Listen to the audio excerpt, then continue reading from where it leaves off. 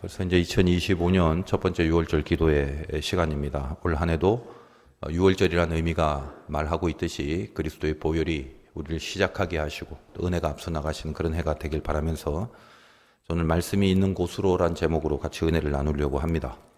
사무엘이란 인물은 성경에서 사사시대, 그 다음에 이제 왕정시대가 시작됐는데 그 사사에서 왕정시대로 넘어가는 연결의 고리가 됐던 사람이라고 말씀드렸죠. 그런 의미에서 성경 전체를 통틀어서 아주 그 독보적인 영적인 위치에 거하는 인물이다, 이렇게 할 수 있을 것입니다. 그러니까 얼마나 위대하냐, 혹은 얼마나 대단하냐, 이런 의미가 아니라 이런 과도기를 통해서 그 사무엘의 그 독보적 위치, 그 과거와 현재를 연결하는, 사사와 왕정을 연결하는 그 한가운데 있는 그 아주 독특한 위치를 통해서 그 시대의 성격을 진단하고 그걸 확인하라라는 취지가 큽니다. 성경에서 이제 기름 부음을 받아야 하는 지위는 세 가지거든요. 왕, 제사장, 선지자입니다.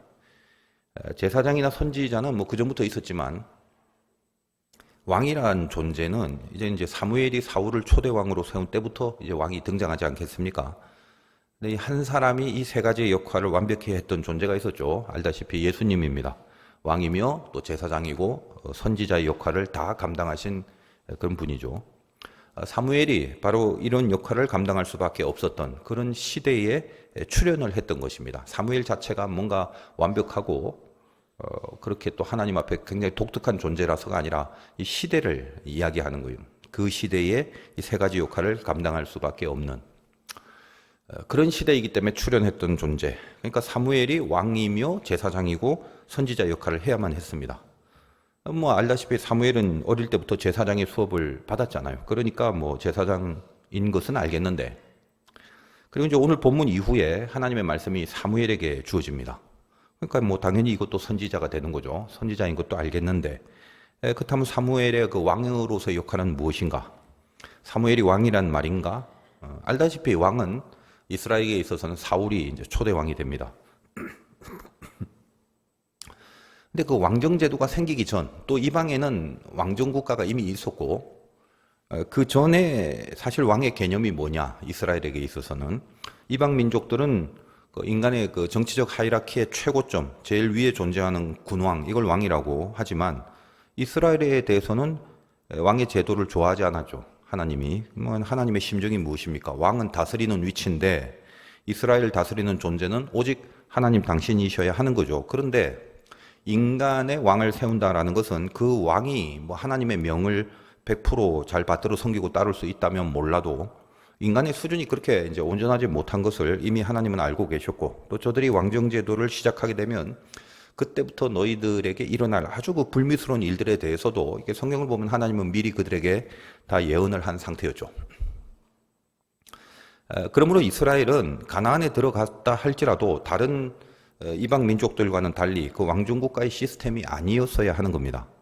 그러니까 필요할 때, 혹은 지역별로, 혹은 사건별로, 그러니까 그때마다 전체는 하나님이 왕이시고 하나님이 통치를 하셔야 되기 때문에 그 왕이신 하나님이 그 지역 혹은 그 사건, 그 시대, 그 경우, 그렇게 각각의 경우에 그 하나님의 통치의 통로를 삼을 사람들, 그런 사람들을 세웠죠. 사사라는 이스라엘에게서만 있는 그런 아주 독특한 지위가 있었지 않습니까? 그래서 사사기를 보면 이제 그렇게 사사들로 불림받은 사람들이 많은데 그들의 그 됨됨이나 그 어떤 인간 내 속성이나 정체성이나 이런 모습들, 이게 너무나 다양하고 독특한 경우가 많았습니다.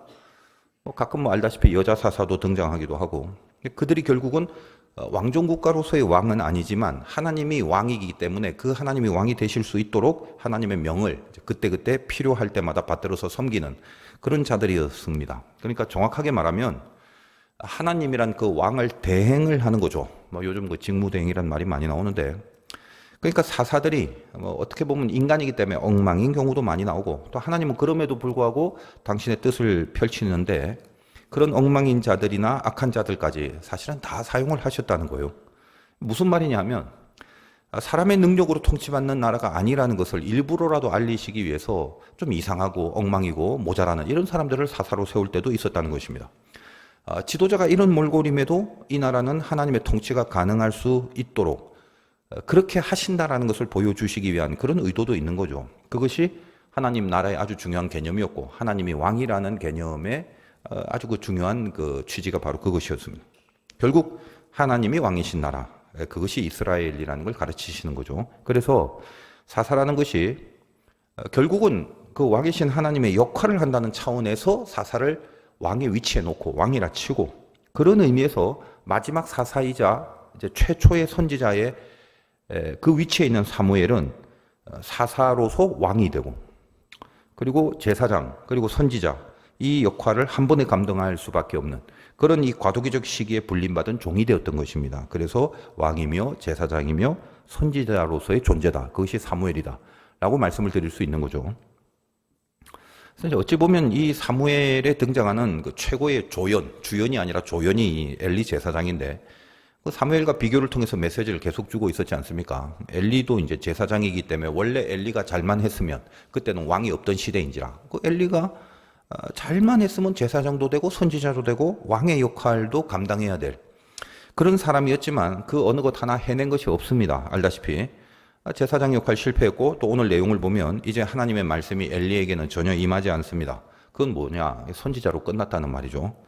그러니까 당연히 왕이라는 역할, 즉 하나님이 통치를 해야 하는데 그 통치를 대행하는 종으로서의 역할, 당연히 안 되겠죠. 제사 안 되고 말씀 못 받고 그러는데 어떻게 하나님의 통치의 통로가 될 수 있겠습니까? 근데 오로지 사무엘만이 바로 이 과도기의 세 가지 직분을 수행했던 그런 종으로 출범을 하게 되는 것이고, 그것은 결국 예수 그리스도로 예표되는 그런 메시지를 사실 같이 주고 있습니다. 그 사무엘의 모습을 통해서 앞으로 장차 오실 예수 그리스도의 이 세 가지의 역할과 직분을 감당하는 그 존재의 예표를 은근히 또 보여주기도 하는 그런 또 메시지도 같이 있는 거죠. 왕, 그럼 이 왕은 통치라고 했습니다. 하나님의 통치를 대행하는 합당한 역할을 해야 되는 거죠. 제사장, 제사장은 제사를 합당하게 지낼 수 있어야 되고, 선지자, 말씀을 합당하게 받고 전해야 되는 것입니다. 이 세 가지 역할이 왜 중요하냐? 전부 다 하나님과 사람을 이렇게 연결하는 브릿지 역할의 내용이다 이 말이에요. 그게 중보 기능입니다. 이 세 가지가. 우리가 영원한 중보자가 되시는 예수 그리스도라는 표현을 많이 하는데, 예수님이 우리를 하나님과 연결시켜 주시는 거라서 그 연결이라는 관점이 중요해서 중보자라고 하는 거죠. 우리가 하나님의 그 연결, 즉 하나님과 뭔가 커넥션이 되는 그런 부분이나 내용이 뭐냐 할 때 그게 세 가지예요. 첫째는 통치죠. 하나님의 통치를 받아서 그 통치 밑에 있어야 하나님과의 관계가 맺어지는 것이고, 하나님의 통치를 받고 있지 않다면 그건 이미 하나님과 이렇게 끊어져 버린 겁니다. 둘째는 제사죠. 하나님께 제사, 즉 예배를 드려야 하나님과 관계를 맺는 거고, 예배를 안 드리고 산다면 그건 이미 그것도 하나님과 끊어져 버리는 것입니다. 셋째는 선지자죠. 하나님의 말씀을 듣고 받아야 하나님과 관계를 맺을 수 있는 겁니다. 말씀을 받거나 말씀을 듣지 못하면 그것도 이미 하나님과 끊어져 버린 겁니다. 그래서 왕, 제사장, 선지자, 이거는 하나님과 인간을 연결하는 그런 사명으로서 사실 우리 모든 신자들의 인생의 사명이기도 합니다.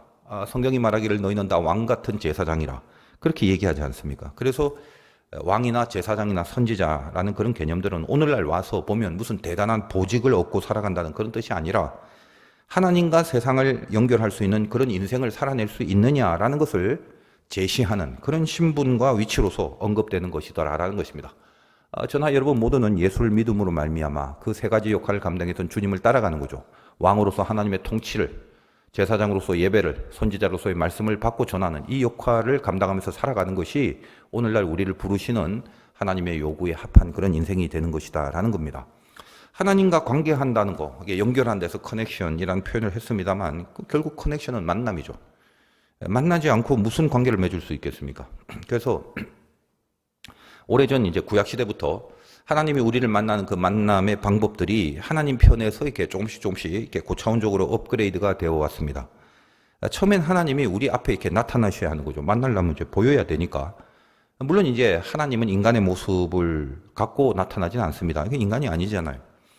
물론 이제 예수님처럼 어떤 필요에 의해서 인간의 몸을 입고 오시는 그런 경우도 있었지만은 하나님 그 자체는 인간과 모든 어떤 모양, 외모 이런 게 똑같을 수 없습니다. 그분은 시간과 공간 안에 들어가 있는 어떤 형태나 물질이 아니라 영이시죠. 그래서 그 영이신 하나님이 우리를 만나 주실 때는 처음에 어떤 방법을 사용했냐면 그냥 이렇게 나타나 주시는 겁니다. 그걸 이제 현현이라고 합니다. 현현.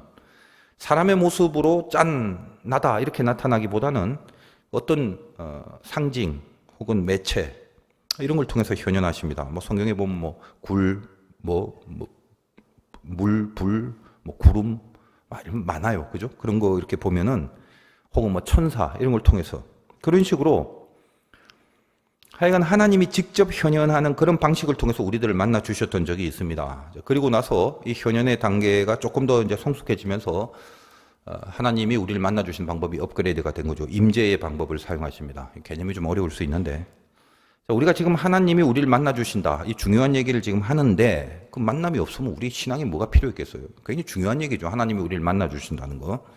근데 뭐 좀 어렵다고 해서 그렇다고 말을 안 할 수는 없지 않겠습니까? 현현은 뭐고 또 임재는 뭐고. 그 임재가 뭐냐 하면 직접 짠 이렇게 현현하시는 게 아니라 그 뭐라고 표현? 그 존재가 임재 지금 내려앉는다는 거예요. 그러니까 분명히 옆에 존재하는데 하나님 실체가 지금 옆에 앉아 있는 게 아니라 그 존재성이 임재를 하신다는 거죠. 어려워서 이게 전달이 잘 될지 모르겠습니다. 예를 들면 이제 좀 이해가 될 겁니다. 자, 이스라엘이 시간이 지나면서 출애굽 당시 광야 생활할 때 성막을 만들고 법궤를 만들어서 광야를 지나가고 있습니다. 그 시즌에 하나님이 이스라엘 백성을 만나주시는 그 방법론에 있어서도 업그레이드가 되죠. 예전에는 불, 뭐 구름, 뭐 바람, 혹은 그 외에 뭐 다른 매체들을 통해서 직접 현현하셨지만 이제는 성막이라는 가장 중요한 하나님의 성소 그리고 그 성소의 가장 핵심이 되는 법궤, 그 법궤를 언약궤라고 그러는데 말씀을 말하는 거죠. 임재와 말씀. 그 언약궤 말씀을 통해서 하나님이 우리를 만나 주시는 방법을 취하신다는 겁니다. 그렇게 발전이 된 거죠. 현현에서 임재로. 이래도 이제 조금 이렇게 확 와닿지 않을 수도 있는데 좀 이해를 위해서 여러분 성찬을 예를 들면 캐톨릭과 개신교의 성찬의 가장 큰 차이가 뭐냐? 캐톨릭을 화채설이라고 그러고 화채 몸으로 변했다. 개신교는 임재 혹은 뭐 상징설 혹은 뭐 공제설 이런 많은 표현들이 있습니다. 임재와 상징, 공제 이런 게 다 뭐 다른 개념이지만 또 너무 복잡하면 이 밤에 골치 아프니까 그냥 우리 이제 개신교는 그냥 다 임재설이라고 한번 생각해 봅시다. 임재설을 따른다고 보시면서 이해를 하신다 이 말이에요. 자, 지금 이 성찬식의 신학을 말하려는 게 아니라 우리가 앞에서 말씀드린 현현은 뭐고 임재는 뭐냐 이걸 아는 게 왜 중요하냐. 하나님이 우리를 만나는 방법이 현현에서 임재로 갔기 때문에 이걸 알아야 지금 나도 하나님 만나려면 어떤 개념으로 만나는가를 알 수 있지 않겠습니까? 그러니까 지금 제가 이렇게 종합적으로 이 흐름을 갖고 얘기를 해드리는 것입니다. 그렇다면 현현과 임재가 뭔데? 자, 이걸 좀 잘 설명하기 위해서 지금 성찬을 한번 생각해 보자는 거예요. 캐톨릭에서는 화채, 우리 개신교는 임재라고 한번 합시다. 그러면 캐톨릭의 화채설을 일종의 현현 이렇게 여기시면 되고 우리가 하고 있는 그 임재를 이제 임재라고 그렇게 여기면 되죠. 화채설이 뭐예요? 떡과 포도주가 있는데 신부가 그 위에 기도를 하면 그 떡과 포도주가 진짜로 주님의 살과 피로 변한다는 걸 말하는 것입니다. 그러니까 물론 모양은 떡이고 포도주인데 신부가 기도를 하면 그 실체가 변해서 진짜 주님의 살이고 피가 되는 겁니다. 그래서 좀 재밌게 말하자면 이 캐톨릭은 성찬식 하다가 이게 신부가 입에 넣어주는데 그 뭐 잘못해서 떡을 뚝 떨어뜨리면 그거 곤란해요. 그 뭘 떨어뜨렸냐면 그 살을 떨어뜨린 거예요. 그렇게 되면은 포도주 먹다가 막 쏘도 뭐 피가 흘린 거 그렇게 그런 개념이 됩니다. 제가 좀 재밌게 말씀드리자면 원리가 그런 겁니다. 그걸 현현이죠. 그건 현현 나타나서 그 떡과 포도주라는 매체를 통해서 직접 하나님이 나타난 거 이런 개념이. 개신교는 보통 임재입니다. 그 외에 무슨 뭐 장로교냐 뭐 아니면 무슨 뭐 성공이냐 루터교냐 이런 거에 따라서 뭐 상징설, 공제설 뭐 이런 개념도 있는데 지금 이제 그걸 알 필요는 없고요. 임재 요거 하나만 생각해 봅시다. 우리는 뭐냐? 떡과 포도주가 변하는 게 아닙니다. 기도하면 그걸 통해서 주님이 임재를 하는 거예요. 뭔 차이인데? 우리는 이렇게 하다가 떡을 떨어뜨리면 주님도 같이 땅에 떨어지는 게 아닙니다. 그건 화채설이고. 떡은 그냥 떡이고 그 떡이라는 매개를 통해서 주님이 임재하고 있는 걸 말합니다. 그러니까 떡이 땅에 떨어져도 주님이 같이 떨어지는 게 아니란 말이에요. 그거 임재라고 하는 것입니다. 이게 현현과 임재의 차이를 대강 아무튼 그런 식으로 이해를 하셨을 줄 알고 그러니까 예를 들면 성경을 보면 여러 가지 내용이 있습니다만 뭐 구름을 통해서 하나님이 우리를 만나거나 우리에게 나타나신다. 불을 통해서 나타나신다. 라면 현현이라고 하면 그 구름이나 불 같은 거 그러니까 보이는 게 구름 그대로인데 그 구름이 곧 하나님 당신이라는 거죠. 그게 현현이라는 방법으로 하나님이 우리를 만나 주시는 거예요. 근데 임재는 뭐예요? 동일하게 구름을 통해서 임재한다면 구름은 여전히 그 현현 때와 마찬가지로 동일하게 구름 그대로지만 거기에 하나님의 영이 임재하고 있는 걸 말합니다. 다시 좀 이해를 돕기 위해서 좀 극하게 설명을 하자면, 그렇다면 현현은 하나님이 같이 직접 내려와 있는 거, 모습은 여전히 구름인데, 임재는 하나님이 직접 내려온다라는 것보다는 그 하나님의 영이 임재라는 실제적 역사를 하고 있는 거, 물론 그것도 모습은 동일하게 구름이죠. 아시겠죠? 막 그런 큰 개념을 이해를 하시면 되고. 근데 결국 뭐냐면 현현이든 임재든 결론은 동일합니다. 뭐요? 하나님이 역사하시고 있다라는 것은 이제 동일한 거죠. 옛날에는 어딜 갈 때 걸어갔지 않습니까? 그 다음에 이제 말 타고 가고, 그 다음에 이제 자동차 타고 가게 됩니다. 근데 가는 건 동일합니다. 근데 현현의 시대와 임재의 시대가 이렇게 딱딱 구분되는 게 아니에요. 옛날에는 현현이었는데 지금은 임재, 그런 것만 아닙니다. 시대가 걸어가다 말 타다 자동차로 변한 거죠. 근데 자동차 탈 수 있어도 걸어갈 수 있잖아. 그런 것처럼 딱딱 이때는 이런 식으로 해야 된다라고 구분되는 건 아닙니다만, 어떤 때는 현현으로 만나주시기도 하고 어떤 때는 임재로도 만나주시고, 공식적으로 이렇게 이 시대는 이것만 해야 된다라고 규정할 수는 없습니다. 여러분 뭐 자동차 타고 가도 되지만 건강을 위해서 긴 거리지만 걸어가기도 하는 것처럼 동일한 거죠. 그 사람 마음대로 하는 겁니다. 그러나 이제 알고 있어야 될 것은 이 대강의 큰 흐름은 하나님이 성막을 만들어 놓고 법궤를 지성소 안에 안치하는 그 시즌부터는 하나님의 역사는 보통은 그 성막과 법궤를 중심으로 당신의 임재의 역사를 나타내 주심이 주를 이루게 됩니다. 그게 오늘날 뭡니까? 성막이라는 교회와 그 교회 한가운데서 가장 핵심적인 하나님의 말씀, 이걸 통해서 하나님이 임재한다라는 것이 이 흐름 속에서 하나님이 우리를 만나주시는 방법론이 된 것이죠. 그 원리에서 이후 가장 그 성숙한 방법으로 우리를 만나주시는 하나님의 커넥션, 그거는 성막이란 기구를 통한 핵심의 내용인 제사, 즉 예배를 통해서, 그리고 언약궤라는 기구의 핵심의 내용인 약속, 즉 말씀을 통해서, 예배의 말씀, 이걸 통해서 하나님이 우리를 만나주시는 것이 시대의 주류가 되는 것입니다. 다시 말씀드리자면 이것이 절대 공식은 아니라고 그랬죠. 하나님이 당신을 우리에게 이렇게 만나려고 당신이 친히 만나게 해주시는데, 그건 당신이 알아서 방법을 쓰시는 거죠. 어떤 공식을 만들어내고 매뉴얼대로 하리라 이런 건 아닙니다. 그러나 명심하셔야 될 것은 시대가 성장하고 그에 비해서 진리도 성장하고, 그러니까 점점 더 분명해지는 진리성이 우리에겐 있잖아요. 그걸 놓고 생각을 해본다면 이제 이 시대의 하나님과의 만남은 하나님의 통치를 받아내기 위해서, 즉 왕의 역할을 해야 함에 있어서 제사장, 예배와 선지자, 즉 말씀, 이걸 통해서 하나님은 우리를 만나주시고 관계하시고 이렇게 커넥션을 이루신다라는 사실입니다. 말씀을 드린 것처럼 반드시 이 예배와 말씀 말고도 뭐 하나님이 알아서 필요하면 당신이 마음대로 하실 수는 있습니다. 그러나 예배와 말씀이 없이, 예배와 말씀과 여기에 플러스 다른 것이 있을 수는 있어도 이 예배와 말씀이 없이 다른 것으로만, 그러니까 다른 통로로만 우리를 만나 주신다라고 한다면 그건 틀린 거죠. 예배와 말씀이란 방법을 포함해서 다른 방법으로의 커넥션, 이건 있을 수 있어요. 그건 하나님 마음대로 하시는 거니까. 잠깐 이게 있다 해도 이제는 거의 많이 없습니다. 왜? 이미 충분히 하나님은 예배와 말씀을 통해서 이미 출애굽 시대 광야에서 성막과 언약궤를 통해서 끝냈어요. 거의 모든 것들이. 그때 이미 하나님이 하실 말씀을 다 하셨잖아요. 그러니까 충분히 예배와 말씀을 통해서 하시고자 하는 것들을 다 하셨습니다. 예수님 이후 신약시대의 말씀까지도 오늘날 우리에게 주어져 있는 거잖아요. 그런데 이 예배와 말씀 없이 이건 전혀 없고, 그거 말고 자꾸 다른 통로로만 우리를 만나려고 하시는 하나님으로 우리가 인식을 해서는 큰일 나는 겁니다. 그러니까 마귀가 자꾸 이렇게 이상한 방법으로 하나님과 도킹을 이루게 하려고 하는데, 마귀가 하나님 만나지 마 이러면 그 마귀는 띨띨한 마귀예요. 하나님을 만나 해놓고 하나님 아니고 다른 걸 하나 소개팅에 내버리는, 이게 이제 마귀의 역할이죠. 그러면 말씀과 예배를 통해서 만나면 하나님 말고는 만나지지가 않아요. 근데 말씀과 예배 말고 다른 걸 통해서 만나면 하나님이라고 해놓고 이상한 걸 만나게 한다 이 말이에요. 그게 마귀의 방법이든.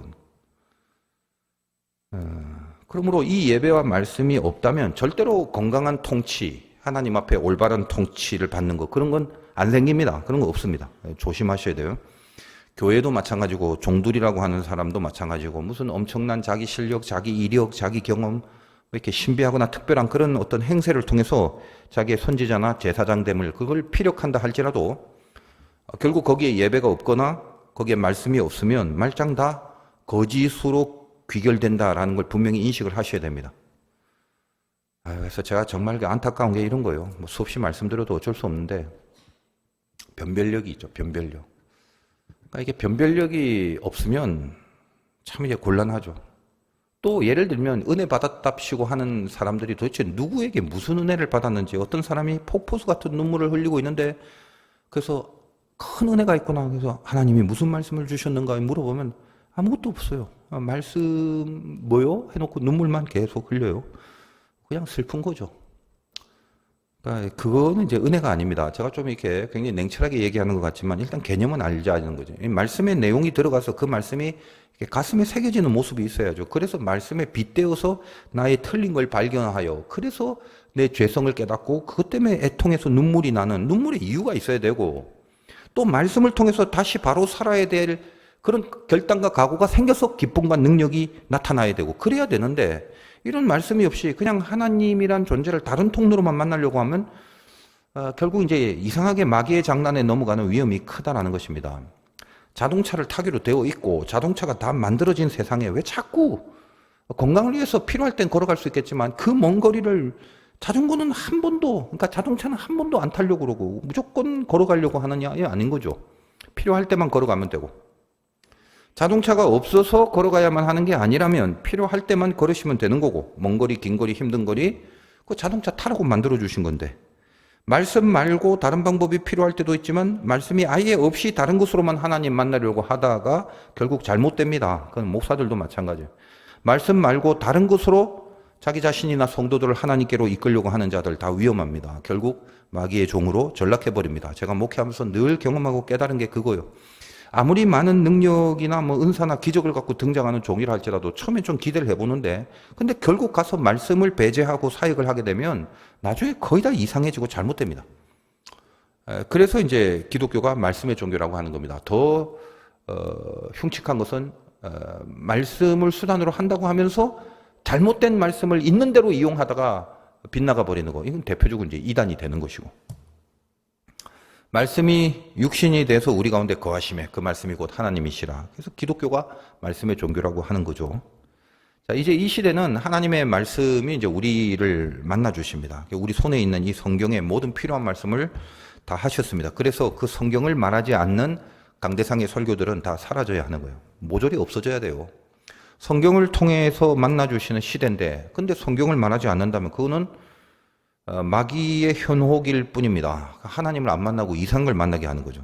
극단적으로 말하자면, 여러분 아무리 은혜 받았답시고 그게 은혜인지 뭔지도 모르고 변별력도 없으면서 울고 불고 뭐 눈물 콧물 다 흘리고 감동받고 쓰러지고 이리저리 뒹굴고, 그 외에 그보다 더 심한 어떤 강력한 자극과 그 선동들 속에 내 안에 그 울그락불그락하는 그런 어떤 모든 그 감성들이 생겼다 할지라도 마지막에 여러분의 가슴에 말씀이 뭔데, 그 말씀의 내용이 남아있지 않다면 그거는 틀린 것이고 위험해질 수밖에 없다는 것입니다.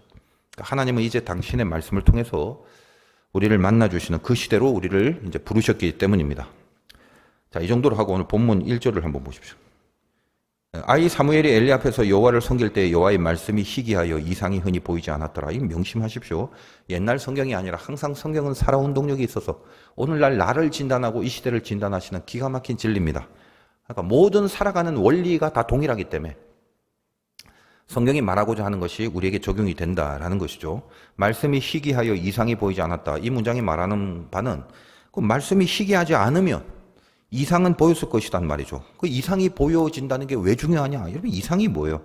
히브리 말로 하존, 이거 본다, 예언한다라는 뜻인데, 그러니까 하나님이 보여주시는 거, 이상이 있다는 것은 하나님이 보여주시는 거, 하나님이 가르쳐 주시는 거, 그 어떤 지침이나 방향들이 있을 것 아니겠습니까?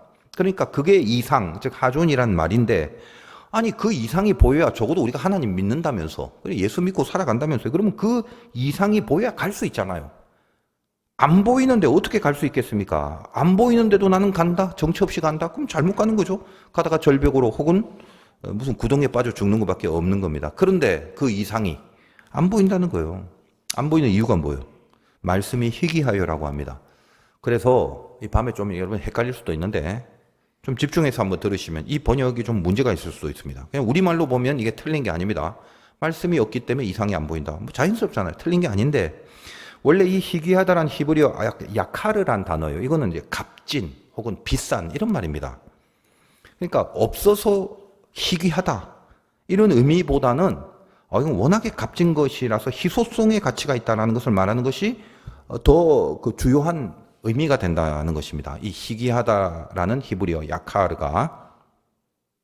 그래서 이걸 이제 희귀하다라고 한국 성소공에서 번역을 한 것 같습니다. 그 희귀하다라는 번역이 참 이게 뭘 알고 번역한 게 아닌데 결론적으로는 이게 뭔가 바른 번역이 되어버린 경우거든요. 이 경우는 제가 이제 말씀을 드릴 건데, 그 희귀하다라는 히브리어 야카르가 원래 이 단어는 장사할 때 상인들이 사용하는 용어였습니다. 비싸다라는 뜻으로. 그러니까 언제 쓰냐면 손님, 이 물건 이거 야카르합니다. 이렇게 얘기하는 거예요.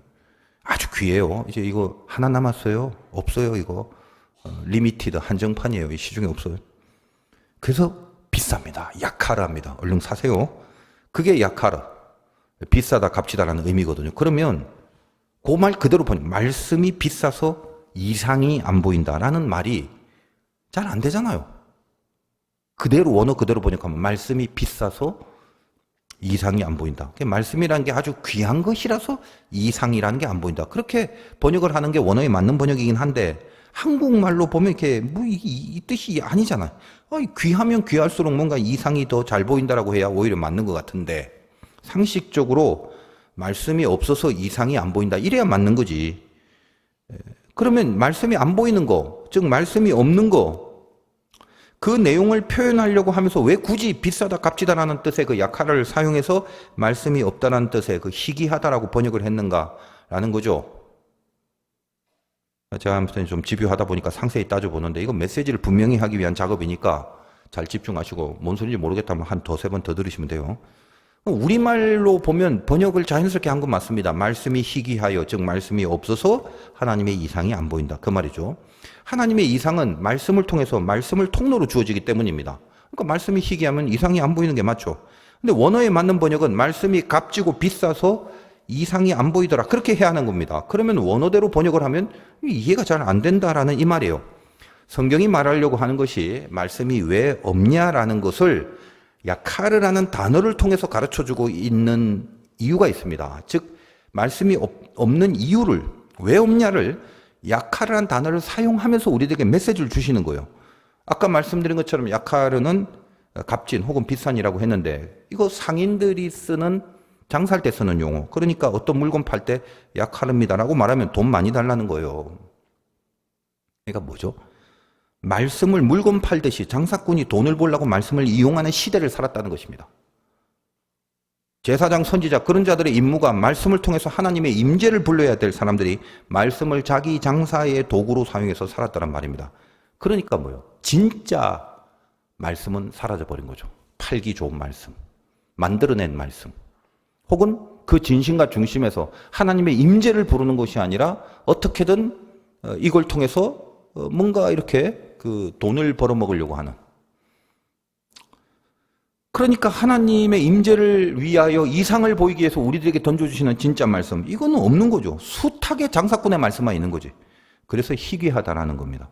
성경 번역자들이 지금 제가 했던 이런 해석들을 통과해서 희귀하다라고 번역을 한 건 절대 아닙니다만, 결론적으로 제가 이 해석해드린 이 흐름을 통해서 우리말 지금 성경의 뜻을 그런 식으로 이해를 해주시면 성경 번역자들의 의도와는 뭐 상관없다 할지라도 우리말 번역에 희귀하다가 이런 식으로 지금 옮겨져서 해석을 하면 된다라는 것을 제가 말씀을 드립니다. 그러니까 이 뜻을 여러분 명심하십시오. 말씀이 희귀하여 이상이 없다.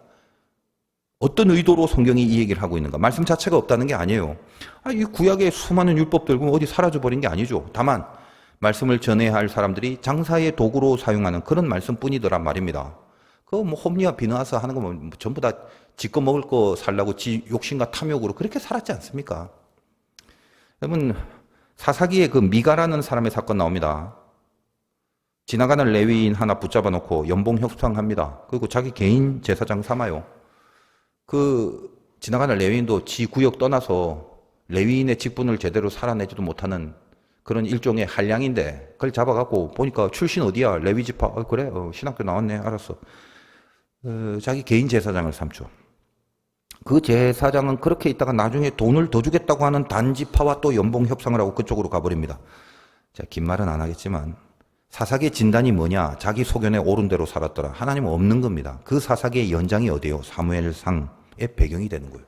그러니까 마찬가지로 이 시대도 말씀이 희귀합니다. 전부 다 말씀 팔아서 장사하는 제사장들이나 교회가 되어버렸다는 거예요. 그래서 하나님의 이상이 보이지 않습니다. 그러니 뭐요? 바른 길을 어떻게 갈 수가 있겠습니까? 바른 길이 어딘지 무슨 분별력과 변별력이 있을 수 있겠냐 이 말이죠. 그 시대에 바로 이 역할의 중심에 서야 될 엘리는 점점 눈이 보이지 않는답니다. 늙어서가 아니에요. 영적 둔감함을 말하는 거죠. 2절 보십시오.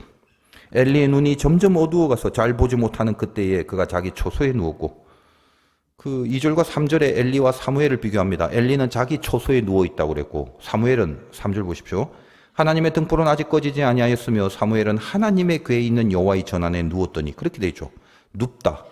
이 두 가지를 비교하고 있는데 사무엘 어디에 누워있다고? 하나님의 전에 누워있다. 여기 눕다라는 말은 히브리말 샤카브인데 이게 누워서 코 잔다, 베개 베고 푹 잔다 이런 뜻이 아니라 관계를 맺는단 말이에요. 그러니까 사무엘은 성전에서 특히 하나님의 법궤, 즉 말씀이 있는 곳에서 하나님과 관계하는 삶을 살고 있었고, 엘리 제사장은 제사장인데 집에서 편하게 하나님과 관계하지 않는 인생을 살았더라라는 말이에요.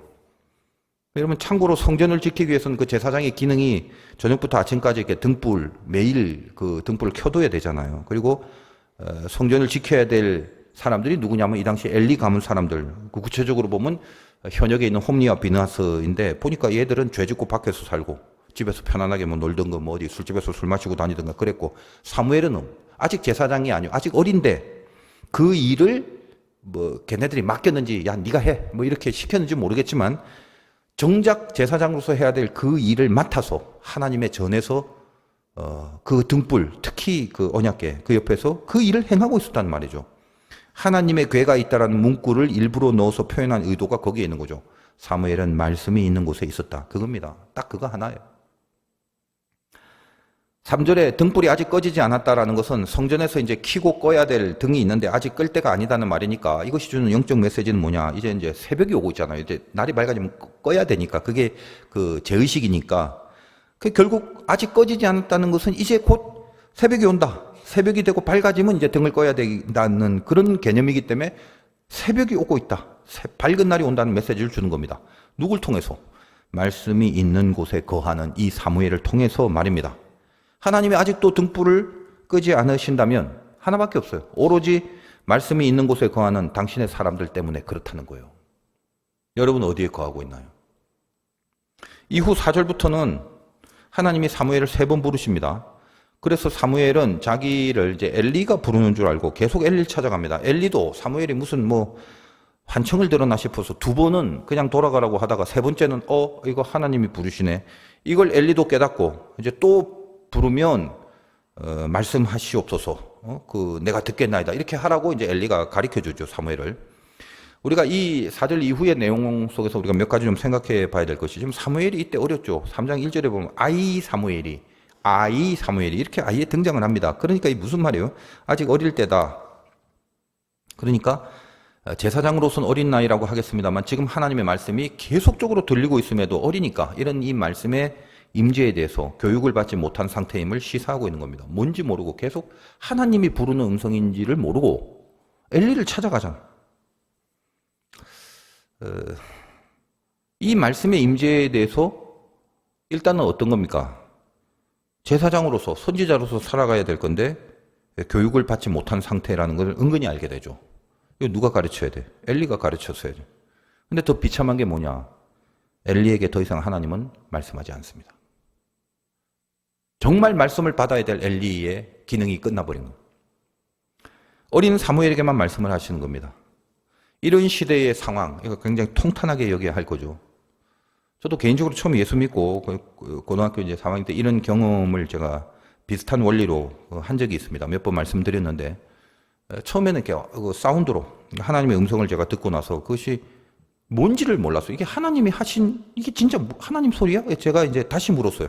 이것이 정말 하나님의 음성이 맞다면 토시 하나 틀리지 않고 똑같이 다시 한번 들려달라고. 그건 제 나름대로의 하나의 기준이었죠. 그렇게 말씀을 하셨습니다. 네가 무엇을 하려느냐라는 그 음성이 동일하게 똑같이 두 번째로 들렸을 때 저는 이제 그때 드디어 이제 모든 것을 돌이키고 무릎 꿇고 기도하면서 세상에 하나님이 좋아라 하실 모든 기도는 제가 다 한 것 같아요. 그때 저도 몰랐죠. 미숙했고 뭐 초신자고 아는 것도 없고 가르쳐주는 사람도 없고 그러니까 처음에는 그런 것들에 대한 영적 지식이 없었기 때문에 뭘 어떻게 해야 할지 모르는 거예요.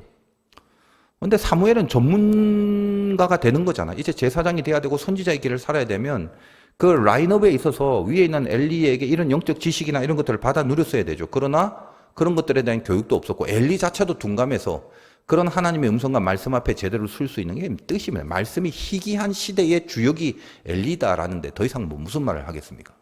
누구한테 어디 가서 배워요? 근데 알아듣지도 못한 사무엘에게는 세 번째까지 말하고 네 번째 또 불러요. 만약에 네 번째도 몰랐다면 다섯 번째, 여섯 번째 또 불렀겠죠. 100번, 1000번이라도 하나님은 사무엘을 부르셨을 것입니다. 1000번, 10,000번을 불러도 사무엘을 불렀지 엘리는 안 부르셨을 겁니다. 지금 마찬가지다 이 말이에요. 여러분이 엘리라면 절대로 들을 수 없어요. 말씀이 있는 곳에 있어야 되죠. 사무엘이어야 된다는 거예요. 그게 하나님의 뜻이고 마지막 등불을 끄지 않으시는 하나님의 깊은 기대, 소망이죠. 이스라엘을 포기하지 않는다는 거예요. 결국 하나님은 계속 우리를 부르고 있지만 그 말씀을 진짜로 들을 수 있는 자들이 없으니 말씀이 희귀하다라고 나오는 거고 이상이 안 보인다는 그런 시대를 살 수밖에 없는 거다 이 말이에요. 근데 말씀이 있는 곳에 있었던 사무엘에게는 하나님이 깨닫지도 못하고 어리고 미숙하지만 계속 포기하지 않고 바로 이런 사무엘에게 말씀을 주시고 있다는 것은 오늘 우리를 향한 그리고 이 시대를 향한 하나님의 기대와 소망이더라라는 말씀이 되는 것입니다. 여러분이 오늘 이 말씀을 통해서 터득해야 될 것은 여러분이 있어야 될 곳은 이 시대에 살아남을 수 있는 하나님과의 커넥션이 가능한 곳, 말씀이 있는 곳이다라는 거예요. 좀 더 구체적으로 말씀드리면 여러분에게 말씀은 한 세 가지 정도의 내용을 갖고 있습니다. 첫째는 여러분이 오는 성경 말씀이 있고 두 번째는 예배나 집회를 통해서 듣는 그런 설교의 말씀이 있겠고 또 세 번째는 여러분이 기도를 통해서 하나님 앞에 듣는 그런 마음의 말씀, 음성, 소리, 뜻 이런 것들이 있을 수 있어요. 크게 세 가지거든요. 다 구동이 돼야 되는 거예요. 그중에 가장 기본적인 것이 성경 말씀입니다. 성경 말씀은 어떤 방어력을 말해요. 나에게 있는 영적 생명을 지키는 거. 생명나무라는 예수 그리스도를 둘러 화영검을 이렇게 진치고 있죠. 그 에덴의 화영검. 이 에덴의 화영검을 두는 이유가 뭐라고 그랬습니까? 하나님이 인간들에게 생명 안 줄란다가 아니라 하나님이 직접 주시려고 하는 그런 깊은 하나님의 사랑이라고 그랬죠. 그러니까 여러분이 성경을 읽으면서 뭘 느끼냐면 나를 무너뜨리지 않으려시는 하나님의 마음이 느껴지는 거예요. 성경을 읽으면. 성경을 읽다 보면 디펜스가 된다는 거예요. 나쁜 데로 가지 말아야지. 죄를 저지르지 말아야지. 더 이상 출애굽, 애굽 쪽 했으니 애굽 쪽으로 가지 말아야 되지. 어떤 공격과 위기가 있다 할지라도 거기에 휩쓸려 가거나 넘어지거나 그쪽으로 가지 않도록 나를 지키는 그런 생명의 지킴. 이걸 이제 보통 제가 뭐 용어들을 이제 시중에서 쓰는 용어들을 잘 쓰긴 싫습니다만 이해를 돕기 위해서 예를 뭐 큐티 같은 거 하잖아요. 그 큐티가 뭐예요? 멍 때리고 뭐 자기 마음과 감정을 묵상하고 있는 큐티가 아니라 성경을 묵상하는 거죠. 그러니까 여러분 성경을 읽어야 되는 큐티가 성경을 안 읽고 큐티가 안 되는 거죠. 그런 것처럼 큐티든 묵상이든 뭐든 이제 그런 프로그램이 중요한 게 아니라 성경, 여러분에게 주어진 성경의 말씀, 이게 가장 기본적인 말씀이다라는 것입니다. 그 다음에 두 번째 말씀이 뭐예요? 여러분, 그건 하나의 음성이죠. 그 음성이란 단어도 잘 써야 돼요. 무슨 지 혼자 무슨 뭐 삐릿삐릿해갖고 뭐 이상한 하나님의 음성을 들었다고 하는 그런 그 정신병들이 많은데 하나님의 음성이 분명히 있지만 혼자 만들어내는 음성들은 훨씬 더 많습니다. 그러니까 이렇게 멘탈 자꾸 이상해지지 마시고 하나님과 소통해요. 그러니까 기도를 하는 사람, 진짜 기도를 하는 사람이 이 음성을 느끼고 하나님의 뜻을 발견하게 되는 거죠. 그러니까 마음의 소리를 들을 수 있습니다. 뭐 아주 특별할 때는 그런 어떤 사운드가 들릴 때도 있고 이런 초월적인 뭔가가 있긴 있습니다만 그걸 너무 추구하실 필요는 없고 추구할 필요도 없죠. 왜? 이미 충분하니까. 우리는 깊은 기도 속에서 그 부르심, 이건 이제 소통이다 이 말이에요. 내가 악으로부터 나를 철저히 지키는 내 영혼의 생명을 지키기 위해서 성경의 말씀을 읽는다면 그 읽고 지키는 상태가 그냥 계속적으로 지속될 수는 없습니다. 우리가 연약하다 보니까. 그러니까 이렇게 연약해질 때나 힘들어질 때 우리는 기도를 통해서 그 임재를 다시 한번 끌어들이게 되는 거죠. 하나님과 관계, 소통을 계속 맺음으로. 그래서 뭐다? 무너지지 않고 끝까지 자기를 지킬 수 있게 하는 것입니다. 여러분 광야라는 게 어떻습니까? 아까 성경 말씀이라는 것은 애굽을 나와서 즉 애굽을 돌이켰다면 늘 제가 말하는 그 영성의 세 가지 코드가 있잖아요. 그게 성경 말씀이라면 기도를 통해서 말씀을 듣는 그 말씀은 광야에서 애굽을 나온 상태를 계속적으로 지켜나가는 그런 견딤의 삶. 하나님과 계속 소통함으로 기도를 해야 그 기도 속에서 듣는 말씀이 나를 계속적으로 애굽에서 떠난 상태를 지키게끔 하는 힘이 된다는 것입니다. 그래서 우리는 이 음성, 기도를 통해서 하나님 앞에 듣는 말씀의 음성, 이것이 또 우리에겐 필요하고, 그리고 그 다음에 또 하나는 이제 메시지죠. 메시지는 이런 집회를 통해서, 종도를 통해서 들려지는 설교, 이런 걸 통해서 들리는 하나님의 말씀이 있다는 것입니다. 이거는 이제 방향입니다. 방향. 이건 이제 어택이 되는 거죠. 애굽을 나온 것은 디펜스, 방어를 했죠. 성경 말씀.